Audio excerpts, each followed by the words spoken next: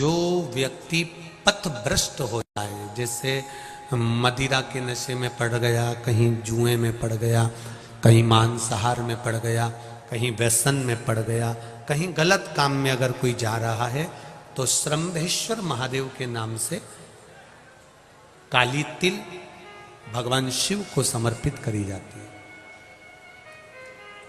महाराज काली तिल को वापस उठाकर ले आते हैं। उसी काली तिल को जो मदिरा का नशा करने वाला होता है या जो गलत व्यसन में डूबा हुआ होता है, उसको वो सुबह के समय अगर नहीं खाता तो भोजन के साथ उसको दिया जाए। श्रंभेश्वर महादेव। एक बेलपत्री का भी बहुत अच्छा प्रयोग है श्रंभेश्वर महादेव का। मदिरा पीने वालों के लिए, मांसाहार, व्यसन में, जुए में, वेश्यावृत्ति में, पर नारी में, गलत जगह पर जो डूबे रहते हैं उनके लिए पहले की कथा में उसका वर्णन किया है बेलपत्री का। श्रंभेश्वर महादेव। एक बार सब बोलेंगे, कौन से महादेव? श्रंभेश्वर महादेव। फिर जम के बोल लो एक बार, श्रंभेश्वर महादेव। जब हमारे घर में क्रोध बढ़ता है या कोई गलत कार्य में जाने लगता है, तो श्रंभेश्वर महादेव का हमें शरणागति लेना चाहिए। श्रंभेश्वर महादेव का पूजन करना चालू कर देना चाहिए। कई लोग कहते हैं महाराज जी ये श्रंभेश्वर महादेव का मंदिर कहाँ मिलेगा, हम कहाँ पूजन करने जाए? कहीं नहीं जाना, तुम्हारे घर के पास में जो शंकर जी का मंदिर है वहीं जाओ, उसी देवालय में, उसी मंदिर में जाओ। श्रंभेश्वर महादेव के नाम से जल चढ़ाना प्रारंभ करेंगे। वो जल जो गलत संगत में पड़ा हुआ है उसका आचमन कराना प्रारंभ करेंगे। अपने आप उसकी धीरे धीरे बुद्धि सुधरना प्रारंभ हो जाएगी। ऐसा श्रंभेश्वर महादेव का है।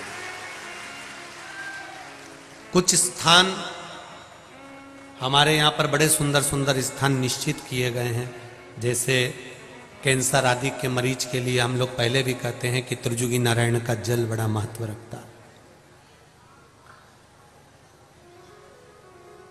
जिसका शरीर या जिसको एक पत्र आया है कि किसी को मिर्गी का झटका आना चालू हो गया था।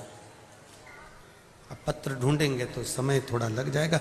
जिसने लिखा है उसके स्मरण में होगा। जिसने भी लिखा होगा कि बीमारी के चलते चलते फिर मिर्गी आना चालू हो गई।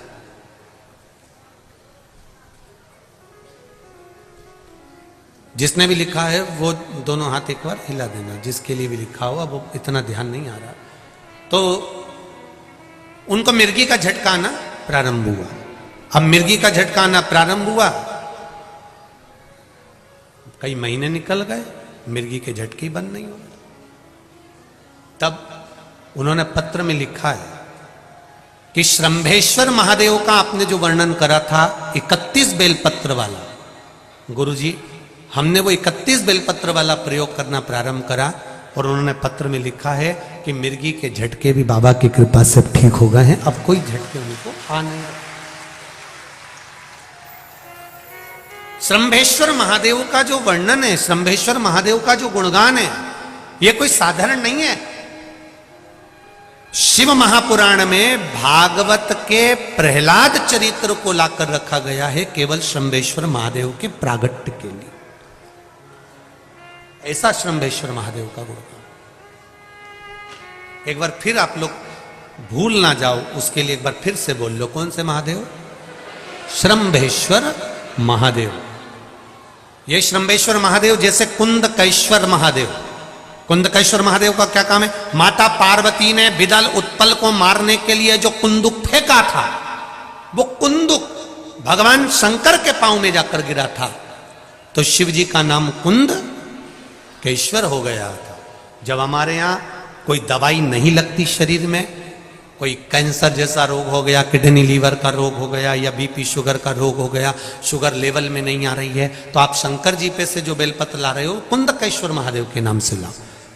दवाई खाओ, डॉक्टर को दिखाओ, सारी जांचें कराओ, डॉक्टर के अनुसार चलो, डॉक्टर जैसा बताए वैसा करो, पर उस दवाई को भी शिव जी से कहकर कि बाबा कुंदकेश्वर महादेव का नाम लेकर उस दवाई को भी हम कुंदकेश्वर महादेव का प्रसाद समझ कर पाना प्रारंभ करो। धीरे धीरे आराम लगना प्रारंभ होगा। कुंदकेश्वर महादेव रोग मुक्ति के लिए होते हैं और श्रंभेश्वर महादेव, बोलो बोलो जरा जम के, व्यसन की समाप्ति के लिए।